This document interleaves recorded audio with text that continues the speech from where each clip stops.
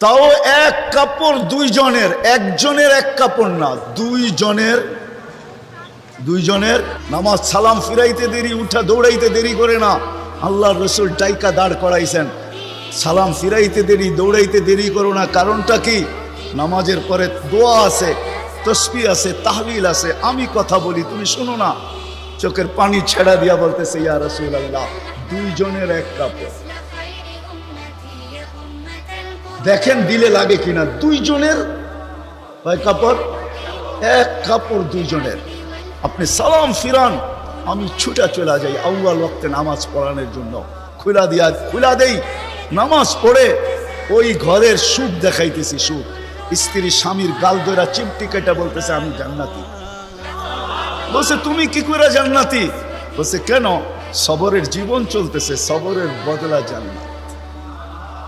কোনদিন তোমার কাছে চাহিদা তো দূরের কথা, নিজের মনের কাছেও করি নাই। অভিযোগ তো তোমার কাছে দূরের কথা, অন্যের কাছে দূরের কথা, মনে মনেও কোনোদিন অভিযোগ করি নাই যে আরেকটা কাপড় আনে না কেন।